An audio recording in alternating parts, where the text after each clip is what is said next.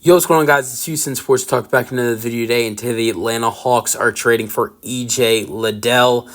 E.J. Liddell, who was a rookie this past season with the New Orleans Pelicans and only played 8 games in the regular season with 3 minutes per game.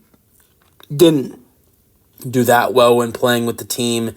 It wasn't terrible. He just didn't play much. I mean, he 8 games, 3 minutes per game, only took 1 field goal attempt per game, but shot 17%. He averaged a half a point per game, 1 rebound per game, and a half a steal per game with the Pelicans. Now, to be fair, I wanted to go over his G League stats. Of course, E.J. Liddell is a part of this DeJounte Murray trade. He is heading over with Larry Nance Jr.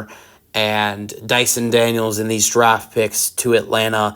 Funny enough, I watched some highlights of E.J. Liddell, and one of the only big highlights that he has in the NBA is against the Atlanta Hawks in a preseason game, dropping 10 points on them.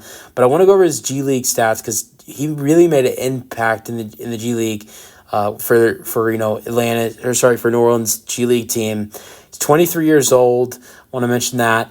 26 games played with 18 starts in the G League. He averaged 26.5 minutes per game with 18 points per game.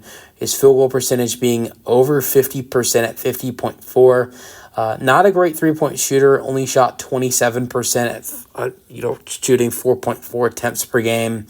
His free throw percentage was 80%. He averaged 8 rebounds per game. He averaged 2 assists per game. He averaged 2 blocks per game and over a half a steal per game at 0.6, so he's really good defensively.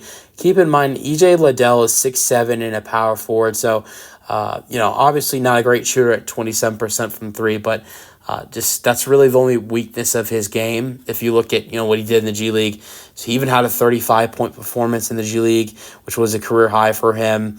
He was great in the G League. The only problem, I think the only week you can look at him and his game, and I think one of the only weaknesses you could find is being a terrible shooter and not a great free throw shooter as well. But at the same time, he's a great rebounder, he's a great shot blocker, he's a great defender, and he's a decent scorer. For someone who can't shoot the ball, he's a good scorer. Averaging 18 points per game when you're shooting under 30% from 3, that's not bad.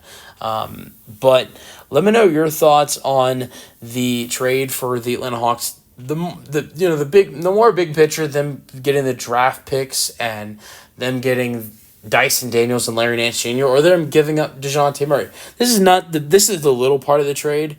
This part does not really matter much, in the trade, but I want to go over every aspect of the deal, and this part of the deal wasn't really announced until later. This deal went down around 6 o'clock, and I don't think it was until 7:30 when it was announced that Liddell was a part of the trade. Let me know your thoughts in the comment section, and peace out.